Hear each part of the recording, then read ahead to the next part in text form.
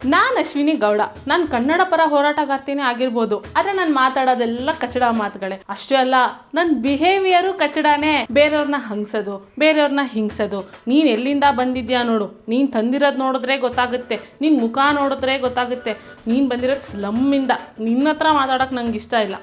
ಈ ಥರ ನಾನು ಅಶ್ವಿನಿ ಗೌಡ ಬಂದಾಗ್ಲಿಂದ ನಾನು ಜಾನ್ವಿನೇ ಸೇವ್ ಮಾಡೋದು. ಎಲಿಮಿನೇಷನ್ ಆಗಿರಲಿ, ನಾಮಿನೇಷನ್ ಆಗಿರಲಿ, ಮಾಸ್ ಎವಿಕ್ಷನ್ ಆಗಿರಲಿ, ಎಲ್ಲದರಲ್ಲೂ ನಾನು ಜಾನ್ವಿನೇ ಸೇವ್ ಮಾಡಿದ್ದು. ಆಮೇಲೆ ಏನಿದೆ, ನಾನೇ ಈ ಮನೆ ದೊಡ್ಡ ಮಹಾರಾಣಿ ಅಂತ ಒಂದು ಡೆಲ್ಯೂಷನಲ್ಲಿ ಬದುಕ್ತಾ ಇದ್ದೆ. ಸುದ್ದಿ ನೋಡಿದ್ರೆ ಅದೇ ಡೆಲ್ಯೂಷನ್ಗೆ ಪೀಠಿಗೆ ಹಾಕ್ಬಿಟ್ಟ.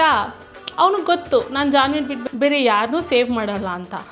ಅದಕ್ಕೆ ಎದ್ರುಕೊಂಡು ಪಾಪ ಅವನು ಜಾನ್ವಿಗೆ ಓಟ್ ಮಾಡಿಬಿಟ್ಟ. ಮಾಸ್ ಎವಿಕ್ಷನಲ್ಲಿ ನಾವು ಜಾನ್ವಿನೇ ಸೇವ್ ಮಾಡಿದ್ವಿ. ನಾನು ಅಶ್ವಿನಿ ಗೌಡ. ಏನು ಬಿಗ್ ಬಾಸು ಸುದೀಪ್ ಅಣ್ಣ ನನ್ನನ್ನು ಕೇಳೋದ? ಅಶ್ವಿನಿ ಗೌಡನ ಯಾರೂ ಕ್ವೆಶ್ಚನ್ ಮಾಡಲ್ಲ. ಕ್ವೆಶ್ಚನ್ ಮಾಡೋದಾಗಿದ್ದರೆ ಅವಳನ್ನ ನಾನು ಕಾರ್ಟೂನ್ ಅಂದಾಗಲೇ ಕ್ವೆಶ್ಚನ್ ಮಾಡಬೇಕಾಗಿತ್ತು, ಬಟ್ ಮಾಡಿಲ್ಲ.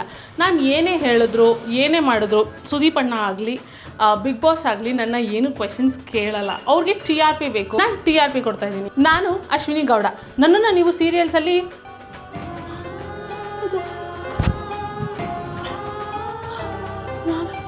ಈ ಥರ ನೋಡಿರ್ತೀರ, ಆದರೆ ಇದೇ ನನ್ನ ನಿಜವಾದ ಬಣ್ಣ, ದ ರಿಯಲ್ ಅಶ್ವಿನಿ ಗೌಡ.